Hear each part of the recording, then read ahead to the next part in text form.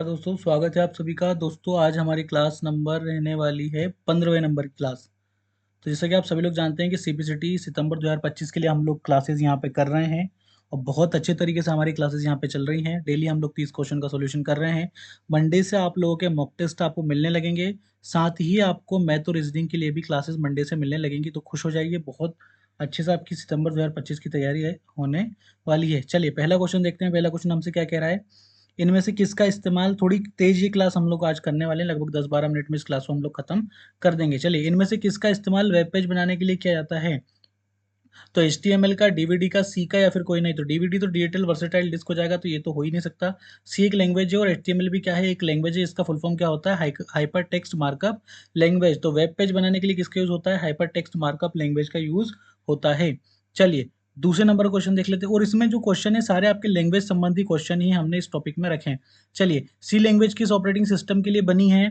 तो डॉस के लिए, यूनिक्स के लिए, विंडो के लिए, या फिर उपरोक्त सभी के लिए। तो जो सी लैंग्वेज होती है वो किस ऑपरेटिंग सिस्टम के लिए बनी हुई होती है? तो वो किसके लिए बनी है? यूनिक्स के लिए बनी है। चलिए क्वेश्चन नंबर 3 देख लेते हैं। सी लैंग्वेज कब डेवलप की गई थी? तो जो सी लैंग्वेज डेवलप की गई थी वो कब की गई थी? 1980 में, 1970 में, 1972 में, या फिर 1986 में। तो सी लैंग्वेज को कब डेवलप किया गया था? तो 1972 में सी लैंग्वेज को डेवलप किया था। किसके लिए किया था? यूनिक्स के लिए डेवलप किया गया था। चलिए, टपल क्या है? तो टपल क्या, एक कॉलम है, नेटवर्क है, डायमेंशन है, या फिर रो है? तो टपल क्या है? मैंने आपको पहले ही बताया कि ये किससे संबंधित है। ये हमारा एक्सेल से संबंधित एक शब्द है टपल, जो क्या होता है? एक रो होता है। रो किसको कहते हैं? टपल को कहते हैं। चलिए पांचवें नंबर का क्वेश्चन देख लेते हैं। पांचवें नंबर का क्वेश्चन हमसे यहाँ पे क्या कह रहा है, इनमें से कौन सी तकनीक किसी फाइल के आकार को छोटा कर देती है?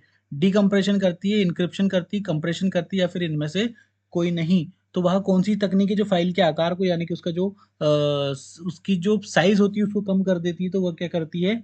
उसको हम लोग क्या कहते हैं? कंप्रेशन उसको हम लोग कहते हैं। क्या करते हैं? किसी भी चीज को कंप्रेस करेंगे तो उसका जो साइज है, यानी कि जैसे कि मान लो 1000 MB का है तो वो घट के 700 MB, 500 MB रह जाएगा। तो उसको हम लोग कंप्रेशन कहते हैं। चलिए, इनमें से कौन सा ऑप्टिकल डिस्क का एग्जांपल है? तो डीवीडी है, मैग्नेटिक डिस्क है, डाटा बस है, या फिर कोई नहीं। ऑप्टिकल डिस्क की बात हो रही है यहाँ पे, तो ऑप्टिकल डिस्क का एग्जांपल क्या हो जाएगा? डीवीडी हो जाएगा, यानी कि डिजिटल वर्सेटाइल डिस्क हो जाएगी। चलिए, सॉफ्टवेयर का दूसरा नाम क्या है? इनपुट है, प्रोग्राम है, या फिर सिस्टम, या फिर इनमें से कोई नहीं। तो सॉफ्टवेयर का जो दूसरा नाम है वो हमारा क्या हो जाएगा? एक प्रोग्राम हो जाएगा। आठवें नंबर का क्वेश्चन देख लेते हैं। आठवें नंबर का क्वेश्चन हमसे क्या कह रहा है, फ्लॉपी ड्राइव क्या है?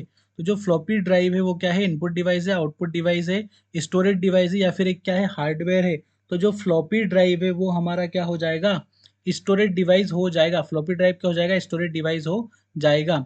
9वें नंबर का क्वेश्चन देख लेते हैं। 9वें नंबर का क्वेश्चन हमसे क्या कह रहा है, प्रयोक्ता को ऑपरेशन की दृष्टि से सुविधाजनक सिस्टम कहलाता है। प्रयोक्ता की ऑपरेशन की दृष्टि से सुविधाजनक सिस्टम कहलाता है। क्या कहलाता है? तो यूजर फ्रेंडली। प्रयोक्ता यानी कि जो यूजर होता है, यूजर की दृष्टि से जो सुविधाजनक सिस्टम होता है, यूजर फ्रेंडली होता है। प्रयोक्ता मतलब यूजर ही होता है ना, हिंदी पे मत जाना, थोड़ी टफ हिंदी लिखी है उसमें। 10वें नंबर का क्वेश्चन देख लेते हैं। क्या कह रहा है हमसे, बोल्ड, इटैलिक, रेगुलर क्या है? तो ये सब क्या है? ये फॉन्ट के क्या है? स्टाइल है कि साइज है कि वर्ड आर्ट है, या फिर वर्ड के इफेक्ट हैं? तो ये सब फॉन्ट के क्या है? हमारे स्टाइल है। बोल्ड मतलब काला हो जाएगा, इटैलिक मतलब क्या हो जाएगा? वो तिरछा हो जाएगा, है ना। उसके बाद हार्ड डिस्क किस प्रकार का स्टोरेज डिवाइस है? तो फ्लैश में, फ्लैश है, टेम्पोररी टेम्पोररी है, नॉन वोलेटाइल है, या फिर इनमें से कोई नहीं। तो हार्ड डिस्क क्या हो जाएगा हमारा? हार्ड डिस्क क्या हो जाएगा? एक नॉन वोलेटाइल, यानी कि एक स्थायी मेमोरी हो जाएगी। चलिए 12वें नंबर का क्वेश्चन देख लेते हैं। एक्सेल विंडो के किस मेन्यू से कोई फॉर्मूला एंटर करते हैं? मेमोरी के क्वेश्चन है, इससे बाहर मेमोरी के आपके जो सवाल है वो नहीं जाएंगे। इस चीज की हम लोग ने यहाँ पे क्वेश्चन कोशिश की है। एक्सेल विंडो में किस मेन्यू में कोई फॉर्मूला एंटर नहीं करते हैं? मेन्यू बार में, फॉर्मूला बार में, टाइटल बार में, या फिर उपरोक्त सभी में। तो 12 का जो राइट आंसर है वो हमारा क्या हो जाएगा? फॉर्मूला बार में एंटर करते हैं। तो एक्सेल में यदि आपको कोई फॉर्मूला एंटर करना तो फॉर्मूला बार में करेंगे। बेसिक सा क्वेश्चन था।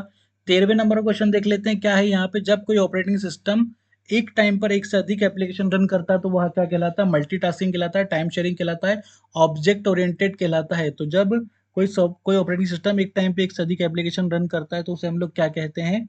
उसे हम लोग क्या कहते हैं? मल्टीटास्किंग अपना कहते हैं। क्या कहते हैं उसको? मल्टीटास्किंग कहते हैं। तो 13 का जो राइट आंसर है वो क्या हो जाएगा? आ हो जाएगा। चलिए 14वें नंबर का क्वेश्चन देख लेते हैं। क्या कह रहा है हमसे, कोई कंप्यूटर तब तक बूट नहीं कर सकता जब तक उसके पास इनमें से क्या ना हो, ऑब्जेक्ट हो, कंपाइलर हो, लोडर हो या फिर ऑपरेटिंग सिस्टम हो। तो कोई कंप्यूटर कब तक बूटिंग नहीं कर सकता जब तक कि उसके पास क्या ना हो, उसके पास ऑपरेटिंग सिस्टम ना हो। बिना ऑपरेटिंग सिस्टम के कोई भी कंप्यूटर क्या नहीं कर सकता, बूट नहीं यानी कि बूटिंग नहीं कर सकता है। चलिए 15वें नंबर का क्वेश्चन देख लेते हैं। 15वें नंबर क्वेश्चन हमसे क्या कह रहा है, कंप्यूटर को स्टार्ट या रीस्टार्ट करने का मतलब है। कंप्यूटर को स्टार्ट और रीस्टार्ट करने का मतलब क्या है, स्टार्ट, किक, एक्स्ड या फिर बूट। तो इसका राइट आंसर क्या हो जाएगा हमारा, बूट हो जाएगा। बूटिंग होती है, मैंने आपको बताया बूटिंग दो तरह की होती है, एक वार्म बूटिंग होती है और एक क्या होती है, कोल्ड बूटिंग होती है। वार्म बूटिंग क्या होती है, कंप्यूटर को रीस्टार्ट करने की प्रक्रिया वार्म बूटिंग कहलाती है, जबकि कंप्यूटर को चालू करने की जो प्रक्रिया होती है वो कोल्ड बूटिंग हमारी कहलाती है। 16वें नंबर का क्वेश्चन देख लेते हैं। 16वें नंबर का क्वेश्चन हमसे क्या कह रहा है, किसी वर्कशीट को प्रोजेक्ट करने के लिए किस मेन्यू का इस्तेमाल करते हैं। तो किसी वर्कशीट को प्रोजेक्ट करने के लिए हम लोग किस मेन्यू का इस्तेमाल करते हैं, तो इसका राइट आंसर क्या हो जाएगा, टूल मेन्यू का इस्तेमाल करते हैं। भाई साहब किसका इस्तेमाल करते हैं, टूल मेन्यू का इस्तेमाल करते हैं। चलिए 17वें नंबर का क्वेश्चन देख लेते हैं। पासवर्ड चुराने के अपराध को क्या कहते हैं। तो पासवर्ड चुराने का जो अपराध होता है उसको क्या कहते हैं हम लोग, स्पूलिंग कहते हैं, पहचान चुराना कहते हैं, स्पूफिंग कहते हैं या फिर हैकिंग कहते हैं। तो पासवर्ड चुराने की जो प्रक्रिया होती है उसको हम लोग क्या कहते हैं, स्पूफिंग कहते हैं। अच्छा क्वेश्चन था ये ना, क्योंकि इसमें कुछ लोग क्या लगा देंगे, हैकिंग भी लगा देंगे। इसको हम लोग क्या कहते हैं, स्पूफिंग उसको यहाँ पे कहते हैं। अरे स्टार बन जा यार, चलिए बन गया, अच्छा स्टार बना है ना। 18वें नंबर क्वेश्चन देख लेते हैं। हानिकारक प्रोग्राम क्या कहलाते हैं। तो जो हानिकारक प्रोग्राम होते हैं वो क्या कहलाते हैं, वो हार्डवेयर कहलाते हैं, मालवेयर कहलाते हैं, स्पाईवेयर कहलाते हैं या फिर प्रोटोकॉल कहलाते हैं। तो जो हानिकारक प्रोग्राम होते हैं वो क्या कहलाते हैं हमारे, वो कहलाते हैं मालवेयर। क्या कहलाते हैं, मालवेयर हमारे यहाँ पे कहलाते हैं। चलिए 19वें नंबर का क्वेश्चन देख लेते हैं। इनमें से कौन सा क्लाइंट सर्वर एप्लीकेशन नहीं है। कौन सा नहीं है client server application, internet chat हुआ, वेब ब्राउजिंग हुआ, ईमेल हुआ या फिर पिंग हुआ। तो 19 का जो राइट आंसर है वो हमारा क्या हो जाएगा, पिंग हो जाएगा। क्या हो जाएगा, 19 का राइट आंसर पिंग हो जाएगा। 20वें नंबर का क्वेश्चन देख लेते हैं। माइक्रोसॉफ्ट एक्सेस टेबल में कॉलम को क्या कहते हैं। माइक्रोसॉफ्ट एक्सेस में जो टेबल कॉलम होती है उसको हम लोग क्या कहते हैं, पंक्ति कहते हैं, रिकॉर्ड कहते हैं, फील्ड कहते हैं या फिर कॉलम कहते हैं। माइक्रोसॉफ्ट एक्सेस में टेबल में कॉलम को क्या कहते हैं। 20 का राइट आंसर क्या हो जाएगा, सी। उसको क्या कहते हैं हम लोग, फील्ड कहते हैं। क्या कहते हैं उसको, फील्ड कहते हैं। चलिए 21वें नंबर का क्वेश्चन देख लेते हैं। उस नेटवर्क का नाम क्या है जो केवल कॉलेज परिसर तक सीमित होता है। तो उसको क्या कहते हैं, campus area network, internet, flash drive या फिर एक्स्ट्रा नेट। तो 21 का जो राइट आंसर है वो हमारे क्या हो जाएगा, कैंपस एरिया नेटवर्क। कैंपस, किसी एक कैंपस के अंदर ये नेटवर्क हमारा रहता है, CAP उसको हम लोग कैप कहते हैं। चलिए है ना। आगे देखते हैं 22वां नंबर का क्वेश्चन हमसे क्या कह रहा है, सूचना शेयर करने के लिए एक दूसरे से कनेक्टेड दो या दो से अधिक कंप्यूटर डॉट डॉट डॉट बनाता है। क्या कहलाता है, राउटर, नेटवर्क, सर्वर या फिर कोई नहीं। तो 22 का जो राइट आंसर है वो हमारा क्या कहलाएगा, नेटवर्क कहलाता है। 23वें नंबर का क्वेश्चन देख लेते हैं। क्या कह रहा है हमसे, किसी कोड को किसी दूसरे रूप में बदलने की प्रक्रिया क्या कहलाती है। तो किसी कोड को किसी दूसरे कोड में बदलने की जो प्रक्रिया है वो क्या कहलाती है हमारी, इनक्रिप्शन कहलाती है, फायरवॉल कहलाती है, स्पूफिंग कहलाती है या फिर राउटर कहलाती है। तो किसी कोड को किसी दूसरे रूप में बदलने की जो प्रक्रिया होती है वो हमारी क्या कहलाती है, इनक्रिप्शन कहलाती है। क्या कहलाती है, इनक्रिप्शन कहलाती है। देखिए इतनी स्पीड से पढ़ाने का एक ही सेंस है, क्योंकि आज देखिए 14 तारीख हमारी, सॉरी 13 तारीख आज हमारी हो चुकी है और लगभग 10 दिन अब हमारे पास हमारी एग्जाम के लिए 10-12 दिन बचे हैं। 26 से तो एग्जाम ही हो रही है, जरूरी थोड़ी कि आप 25 तक ही पढ़ोगे। थोड़ा बहुत पढ़ लो, जितना हो सके 20 एक तारीख तक पढ़ लो। उसके बाद जो पढ़ा है उसको रिवीजन करिए। जितना आपने पढ़ा है आपकी एग्जाम के लिए सफिशियंट है, आपको पढ़ने के रिवीजन अब करना है, क्योंकि अब पढ़ने का समय नहीं है। 10-12 दिन पहले कोई पढ़ाई शुरू नहीं होती, 10-12 दिन पहले रिवीजन शुरू होता है। 24वें नंबर का क्वेश्चन देख लेते हैं। वह तकनीक जो ई कॉमर्स को सुरक्षा प्रदान करती है। तो वह तकनीक जो ई कॉमर्स को सुरक्षा प्रदान करती है वो क्या कहलाती है, HTTPS कहलाती है, HTML कहलाती है, SSL कहलाती है। इसीलिए हमारी जो स्पीड है वो इतनी ज़्यादा तेज है, क्योंकि हम क्या कर रहे हैं, केवल यहाँ पर रिवीजन कर रहे हैं। उन क्वेश्चनों को आप लोग नोट करिए। PDF टेलीग्राम ग्रुप में शेयर करता हूँ, जो लोग नहीं है टेलीग्राम ग्रुप में जुड़िए। लिंक आपको इस वीडियो के डिस्क्रिप्शन में मैं प्रोवाइड करवा दूंगा। वहाँ डेली PDF में अपलोड कर रहा हूँ, जो भी वीडियो अपलोड होती है उसकी। चलिए 24 का जो राइट आंसर है वो हमारा क्या हो जाएगा, सी हो जाएगा। क्या हो जाएगा, सी हो जाएगा। 24 का राइट आंसर है सी। वह तकनीक जो ई कॉमर्स को सुरक्षा प्रदान करती, क्या कहते हैं उसको, SSL कहते हैं। डॉट डॉट डॉट टोपोलॉजी में नेटवर्क कंपोनेंट एक ही केबल से कनेक्ट किए जाते हैं। किस में, तो किस टोपोलॉजी में, बस में, स्टार में, मेश में या फिर रिंग में। कौन सी टोपोलॉजी है वो, जिसमें नेटवर्क कंपोनेंट जो होते हैं वो एक ही केबल में क्या कर दिए जाते हैं, कनेक्ट कर दिए जाते हैं। तो 25 का राइट आंसर क्या हो जाएगा, ए, बस टोपोलॉजी है वो, है ना, क्या है वो, बस टोपोलॉजी। चलिए सॉफ्टवेयर और सूचनाओं के समूह जो पेमेंट से संबंधित सुरक्षा प्रदान करते हैं, क्या कहते हैं उनको, पॉप अप एंड कहते हैं, डिजिटल वॉलेट कहते हैं, शॉपिंग कार्ट कहते हैं या फिर इनमें से कोई नहीं। तो 26 का जो राइट आंसर है वो हमारा क्या हो जाएगा, डिजिटल वॉलेट उनको हम लोग कहते हैं। क्या कहते हैं, 26 का क्या हो जाएगा, बी हो जाएगा, डिजिटल वॉलेट उनको हम लोग कहते हैं, क्या कहते हैं, डिजिटल वॉलेट कहते हैं। चलिए 27वें नंबर का क्वेश्चन देख लेते हैं। इनमें से कौन सा भाग उपभोक्ता को उपभोक्ता के साथ क्रय विक्रय की सुविधा देता है, B to B, B to C to B, C to C. अच्छा क्वेश्चन है, पहली बार ही शायद आपने सुना होगा, कई बच्चों ने इसको पहली बार ही पढ़ा होगा, है ना। तो बताइए वह कौन सा भाग है जो उपभोक्ता को उपभोक्ता के साथ क्रय विक्रय की क्या देता है, सुविधा देता है। और 27 का जो राइट आंसर है वो हमारा क्या हो जाएगा, सी टू सी।